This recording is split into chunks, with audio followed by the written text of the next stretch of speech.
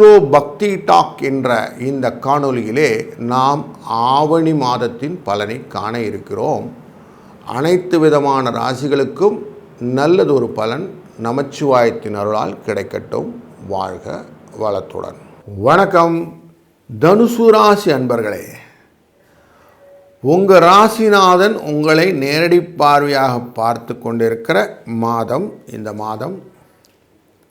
அதனாலே நல்ல ஒரு சுகம் உண்டு. உங்கள் ராசியிலே செவ்வாயின் பார்வையும் உண்டு, சனியுடைய பார்வையும் உண்டு. அதனால் ராசி கொஞ்சம் எக்ஸ்ட்ரா சிக்கல்னு சொல்லுவோம். இடியாப்ப சிக்கல் எக்ஸ்ட்ரா சிக்கலாக இருக்கும். யார் பக்கம் போகிறதுன்னு தெரியாமல் கொஞ்சம் முழிக்கக்கூடிய சூழ்நிலை உண்டாகும்.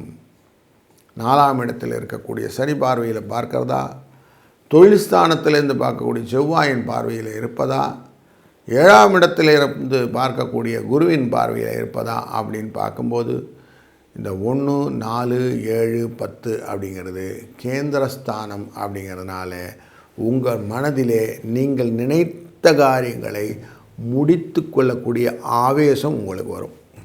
எப்படியாவது நான் எதாவது பண்ணி நான் நினச்சதை சாதிக்கணும்னு எண்ணம் வரும் அப்படிங்கிறது தீர்மானமாக தெரியுது. இந்த 1ஆம் இடத்து ராசியான உங்களுக்கு 5ஆம் இடத்துக்கு மேஷராசி, 9ஆம் இடத்துல அமர்ந்திருக்கக்கூடியது சூரிய பகவான் அமர்ந்திருக்கிறார் கேதுவோட.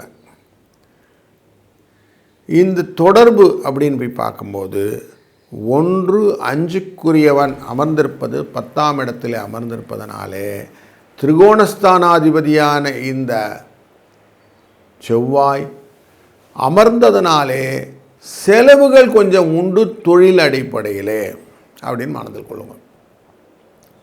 2 அப்படிங்கிறது குடும்பஸ்தானம், தனஸ்தானம், வாக்குஸ்தானமான மகர ராசியை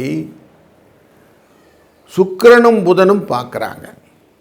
இவர்களுடைய பார்வையினாலே தெளிவான முடிவுகளை எல்லாம் குடும்ப விஷயத்தில் எடுக்கிறதுக்கு நல்லதொரு மாற்றங்கள் கிடைக்கும். குடும்பத்தில் லாபம் கிடைக்கும், நன்மை வரும். எப்படிப்பட்ட நன்மைகள்?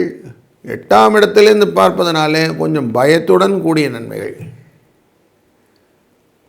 இல்லற சுகம் அப்படிங்கிற விஷயங்களும் எல்லார் கூடயும் கொஞ்சம் அந்யோன்யமாக இருக்கணுங்கிற எண்ணங்களும் வரும். 3ஆம் இடமான கும்பராசிக்குள்ளே ராகு உட்கார்ந்துருக்கிறார், குருவும் பார்க்குறார், சூரியனும் செவ்வாயும் கேதுவும் சேர்ந்து பார்க்கிறார். இவர்களுடைய பார்வையானது 3ஆம் ஸ்தானம்னாலே முயற்சி, தைரியம், வளர்ச்சி, இதை பற்றின எண்ணங்களை கொண்டு வரும். படபடன் செய்யணும்னு எண்ணம் வரும். இந்த எண்ண ஓட்டத்தை எப்படியானு கேபிட்டலைஸ் பண்ணிக்கணும்னு ஒரு எண்ணம் வேகமாக போகணும். ஏன்னா ராகு உட்கார்ந்துருக்கிறார், தடையை தாண்டி முடித்து கொள்ள வேண்டும் என்ற எண்ணம் வரும். இதை ரொம்ப வேகம் போகாத நிதானித்து போகணும் குரு பார்வையாக நம்ம வச்சுருக்கோம். அதனால் இந்த மிக்சட் பெனிஃபிட் அப்படின்னு சொல்லுவோம், அப்படி இருக்கும். ஏன்னா 7ஆம் இடத்திலிருந்து பார்க்கக்கூடிய குரு அப்படிங்கிறதுனால கலத்திறன் தொடர்பான விஷயங்கள் எல்லாம் நல்லதாக நடக்க போகிறது. யாரெல்லாம் ஒய்ஃப் பார்ட்னராக போட்டுக்கல, ஹஸ்பண்டை பார்ட்னராக போட்டு தொழில்கள் செய்கிறீர்களோ அவர்களுக்கு நல்லதொரு பலன் உண்டாகும். சூரியன் கேது பார்ப்பதனாலே தந்தை மூலியமாக வரக்கூடிய அட்வைசஸை கரெக்டாக எடுத்துக்கிட்டிங்கன்னா போதும். அவங்க கரெக்டாக அவங்களை நிலைநிறுத்தி செல்லக்கூடிய வாழ்க்கை முறைகளை நெறிப்படுத்தி தருவார்கள். அதனால் அவங்களுடைய கையை பிடிச்சிக்கிட்டிங்கன்னா அழகாக மேலே வந்துடலாம். குலத்தொழில்கள் செய்பவர்களுக்கு ஒரு நல்ல லாபத்தை கொடுக்கக்கூடிய மாதமாக இந்த மாதம் அமையும். தொழில் வரிசையிலே பார்க்கும்போது 10ஆம் இடமான கன்னிராசிக்குள்ளேருந்து தன் பார்வையை 4ஆம் இடமான மீனராசியிலே பார்க்கக்கூடிய செவ்வாயும் உங்கள் வாழ்க்கையிலே மண், மனை, வாகனம் போன்ற விஷயத்திலே புதிய மாற்றங்களை ஏற்படுத்தி கொள்ளலாமே என்ற எண்ணங்களை கொண்டு வருவார். அதனாலே புதிய வாகனங்கள் வாங்குவது, புதிய வீடு வாங்குவது, புதிய நிலபுலங்கள் வாங்குவது போன்ற எண்ணங்களை அவசியம் மனதிலே கொண்டு வந்து அதுக்கான செலவுகளை மேற்கொள்வீர்கள். சிலருக்கு வெளிநாடுகளிலும் வீடு வாங்கிறதுக்கான யோகங்கள் உண்டாகும். இந்த செவ்வாய் தன் பார்வையால் 5ஆம் இடத்தையும் பார்க்கிறார், மேஷராசியும் பார்க்கிறார். அப்படிங்கிறனாலையும் குழந்தைகள் மூலியமாக சில விஷயங்களில் சிக்கல்கள் வரும். அந்த சிக்கல்களை அப்புறமா ரெக்டிஃபை பண்ணிடுவீங்க. அவங்க மூலியமாக லாபமான செய்திகள் உங்களை வந்து சேரும். நான் அப்போவே பையனை படிக்க வச்சேங்க, இப்போ நல்லபடியாக ரிசல்ட் வந்துடுச்சு, அவன் வந்து ஓரளவுக்கு செட்டில் ஆகிட்டான் அப்படின்னு ஒரு மனசில் திருப்திகரமான எண்ணங்களை கொண்டு வரக்கூடிய சூழ்நிலையும் இந்த செவ்வாய் அமைத்து கொடுக்கிறார். ரிண ரோக சத்ரு அப்படிங்கிற இடத்துக்கு, கடன் வம்பு வழக்கு அப்படிங்கிற இடத்துக்கு ரிஷபராசிக்கு உரிய தேவதை அதிபதி சுக்கிர பகவான் 8ஆம் இடத்திலே அமர்ந்திருப்பதனாலே தேவையற்ற பிரச்சனைகளுக்கு நீங்கள் ஜவாப்தாரியாக மாறிடுவீங்க. அதனால் ஜாமீன் கையெழுத்து போடும்போது கொஞ்சம் எச்சரிக்கையாக இருங்க. அடுத்தவங்களுக்காக நீங்கள் வாய்க்கா வம்பு சண்டைக்குள்ளே நடுவில் மூக்க நுழைச்சிங்கன்னா நீங்கள் மாட்டிப்பீங்க, அவங்க தப்பிச்சு போயிடுவாங்க. அதனால் கொஞ்சம் அதில் கேர்ஃபுல்லாக இருங்க. குரு அமர்ந்திருப்பது உங்கள் ராசியை நேரடியாக பார்ப்பதனாலே இல்லற சுகம் உண்டாகும்.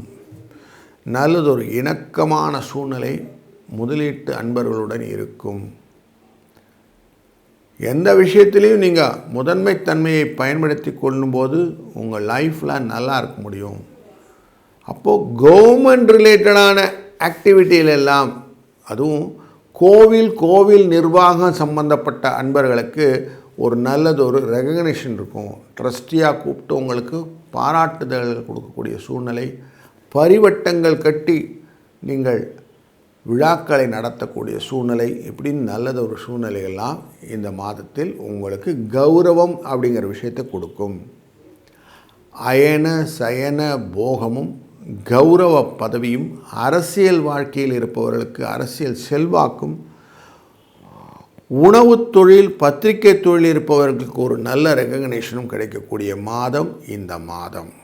அதனால் இந்த மாதத்தில் சூப்பராக அழகாக கேபிட்டலைஸ் பண்ணிக்க வேண்டியது நம்ம கடமை. இது எல்லாத்துக்குமே விக்னங்களை விலக்கி விடுவதற்கு, எந்த விதமான தடைகளும் இல்லாமல் பார்த்து கொள்வதற்கு விநாயக சதுர்த்தி அன்று விநாயகரை வழிபாடு செய்யும்போது அவர் நித்தியமாக நம்மளுடன் இருப்பார், சத்தியமாக நம்மளுடன் பிரயாணிப்பார். அப்படி செய்யும்போது என்ன ஆகுதுன்னா, வாழ்க்கையில் எதுவாக இருந்தாலும் பிள்ளையார்கிட்ட சொல்லிவிட்டு நார்மலாக சொல்லுவோம், வயல் வரப்போனா இருந்தால் களிமண்ணை பிடிச்சி வைப்போம், வீட்டில் இருந்தால் மஞ்சளை பிடிச்சி வைப்போம். அப்படி எப்படி இருந்தாலும் ஒரு விநாயக வழிபாடுடன் தான் நம்ம தொழிலை ஆரம்பிப்போம், எதையும் செய்வோம். அப்படி தொடர்ந்து விநாயக வழிபாடை செய்ய செய்ய உங்கள் வாழ்க்கையிலே நலமும் வளமும் என்றென்றும் நிலைத்திருக்கட்டும். நல்லது நடக்கும், நல்லதே நடக்கட்டும். வாழ்க வளத்துடன். வணக்கம் மகர ராசி அன்பர்களே.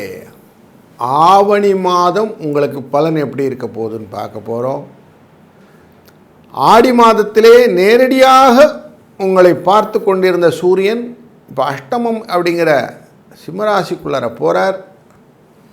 ஆட்சியில் தான் இருக்க போகிறார். உங்களுக்கு சூரியன் ஒன்றும் பெருசாக தடை ஏற்படுத்த போவதில்லை. உத்திராட நட்சத்திரமே சூரியனுடைய நட்சத்திரம்தான்.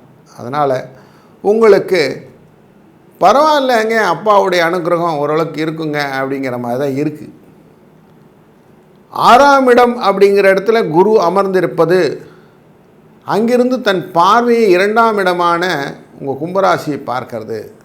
அதே போல் இந்த சூரியனும் கேதுவும் 8ஆம் இடத்துல அமர்ந்து 2ஆம் இடமான குடும்பஸ்தானத்தை பார்ப்பது அப்படிங்கிறத பார்க்கும்போது பண வரவுக்கு எப்படியான மேக்கப் பண்ணி ஒரு அட்ஜஸ்ட் பண்ணி பணம் வந்துடும்.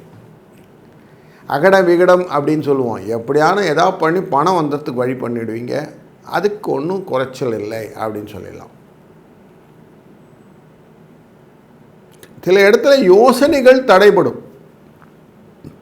செய்கிற காரியங்களிலே உடல் அசதி வருவதற்கான வாய்ப்புகள் உண்டு. பயந்து சில காரியங்கள் செய்யக்கூடியது. குழந்தைகள் கேட்டாங்க சார், அவங்களுக்கு ஃபுல்ஃபில் பண்ண முடியல, அவங்க கேட்ட மாதிரி கேட்டதை செய்ய முடியலன்னு ஒரு சின்ன ஏக்கம் உண்டாகக்கூடிய சூழ்நிலையும் உண்டு. உங்கள் ராசிநாதன் சனி பகவான் 3ஆம் இடமான மீன ராசியிலே வக்ரகதியில் இருந்தாலும் பணவரவை ஏற்படுத்தி விடுவார். அப்படினால பணம் கட்டுப்படி ஆகும். அதுவும் செலவு ரொம்ப கண்ட்ரோல் பண்ணி வச்சுருக்கோம். தனுசு ராசிங்கிறது 12ஆம் இடம். இந்த இடத்தை செவ்வாயும் குருவும் சனியும் பார்க்கிறார்கள். இவருடைய பார்வையினாலே வரக்கூடிய செலவுகளை எல்லாம் கரெக்டாக ஃப்ரீஸ் பண்ணி செலவு இதுதான் வரவு இதுதான் உங்களால் கன்ஃபார்மாக பிரிக்க முடியும். சில அன்பர்களுக்கு லாபஸ்தானத்தை நோக்கி செல்லக்கூடிய எண்ண ஓட்டங்கள் எல்லாம் இருக்கும். அதுவும் குறிப்பாக மண் மனை வாகனம் போன்ற விஷயத்தில் புதுசாக வாகனம்லாம் வாங்கணும்னு எண்ணங்கள்லாம் வரும். லக்ஸுரி வெஹிக்கிள் அப்படின்னு சொல்லுவோம். பெரிய வண்டிகள் வாங்கிறது, பெரிய வீடாக மாறுவது, தொழிலிலும் கொஞ்சம் பகட்டான விஷயங்களை காட்டிக்கொள்வது அப்படிங்கிற எண்ணங்கள் எல்லாம் கொடுக்கும். ஏன்னா சுக்கிர பகவான் 7ஆம் இடத்திலிருந்து உங்கள் ராசியை பார்க்க போகிறார். இந்த சூழ்நிலையிலே மேஷராசியை 4ஆம் இடத்தை இந்த செவ்வாயின் பார்வை பதிய போகிறது. கன்னிராசியிலிருந்து உங்கள் ராசியிலிருந்து 9ஆம் இடம் விஷ்ணுஸ்தானம் சொல்லுவோம், அந்த இடத்துலேருந்து பார்க்குது. அப்போது உங்களுக்கு பெரிய விஷயங்கள் எல்லாம் நடக்கிறதுக்கு வாய்ப்புகள் நிறைய இருக்குது. அப்போது நல்ல ஒரு வாகனம், நல்ல ஒரு வீடு அமைவதற்கு வாய்ப்புகள் உண்டு. 5ஆம் இடம் அப்படிங்கிற லக்ஷ்மி ஸ்தானத்துக்குரிய இந்த சுக்கிர பகவான் 7ஆம் இடமான கடகராசிக்குள்ளேருந்து பார்க்க போகிறார். கடகத்திலேருந்து பார்ப்பதனாலே கலத்திரத்தின் மூலம் சில செலவுகள் உண்டாகும், வியாதிகள் உண்டாகும். அவங்களுடைய உடல்நிலையில் பாதிப்பினாலே கொஞ்சம் செலவு, மெடிசன்ஸ் ரிலேட்டட் செலவுகள் உண்டாகும். புதன் 8ஆம் இடத்தில் இருந்தால் கொஞ்சம் மனதிலே கவலைகள் உண்டாகும்னு சொல்லுவோம். அப்போ மனதிலே கொஞ்சம் கவலையுடன் நடக்கக்கூடிய மாதமாக இந்த மாதம் இருக்கிறது. கெட்டவன் கெட்டிடில் கிட்டிடும் ராஜயோகம்னு சொல்லுவோம். குரு உங்களுக்கு பாதகம் கொடுப்பவர். அவர் 6ஆம் இடத்திலே மறைந்ததனாலும் மறைந்து இருந்த பின்னும் தன் பார்வையாலே தொழில் ஸ்தானமான துலா ராசியை பார்ப்பதும், விரயஸ்தானமான தனுசு ராசியை பார்ப்பதும், குடும்பஸ்தானம் வாக்குஸ்தானம் தனஸ்தானமான கும்பராசியை பார்ப்பதும் மிகுந்த சிறப்பை பெற்றுத்தருகிறது. அதனாலே கொடுத்த கடன் திரும்பி வந்துவிடும், கடன் குறையும். கடன் சுமை குறைந்ததினாலே சந்தோஷம் பெருகும். புதிய வருமானம் ஈட்டுவதற்கான வாய்ப்புகளை ஏற்படுத்திக் கொள்வீர்கள். 9ஆம் இடத்திலே அமர்ந்திருக்கக்கூடிய செவ்வாயின் தன்மை பார்க்கும்போது அவர் உங்கள் ராசிநாதனான சனியை பார்ப்பதும், அதனாலே பணம் ரிலேட்டடான மேட்டர், லாபத்துக்குரியவர், உங்களுக்கு லாபஸ்தானாதிபதி விருச்சிக ராசிக்குரியவர், அவர் பார்க்குறார். அதனால் பணம் ரிலேட்டடான தொடர்புகள் உங்களுக்கு கண்டினியூஸாக கிடைக்கும். நல்ல ஒரு மாற்றம் ஏற்றம் கொண்ட தொழில்களை செய்ய வேண்டும் அப்படிங்கிற எண்ணம் வரும். சிலர்களுக்கு மீடியா ரிலேட்டட் வெப்சைட் போடுறது, விசிட்டிங் கார்டு அடிக்கிறது, இதெல்லாம் நடக்கும். யூடியூப்பில் பேசுகிறது, டிவி மீடியாஸில் பேசுறது, எழுத்து துறையில் இருப்பவர்களுக்கு எழுத்துக்களினால் வரவுகள் உண்டு. சிலருக்கு அவார்டு ரிவார்டு கிடைப்பதற்கான வாய்ப்புகளும் உண்டு. இதெல்லாம் நல்ல ஒரு மாற்றம். சகோதரர், இளைய சகோதரர் கூட ஒரு இணக்கமான சூழ்நிலை. அவர்கள் வீட்டிலே ஏதோ ஒரு நிகழ்ச்சிகள் நடக்கும். அந்த நிகழ்ச்சிக்காக ஆபரண ஆடைகள் வாங்குவதற்கு ஒரு ஆயத்தங்கள், இதெல்லாம் கிடைக்கும். அயன சயன போகம்னு சொல்லுவோம். வீட்டில் இணக்கமான இல்லற சுகம் கிடைக்கும். அதனால் இது சந்தோஷத்தையும் உங்களுக்கு பெருக்கிக் கொள்ளக்கூடிய மாதமாக இந்த மாதம் அமைகிறது.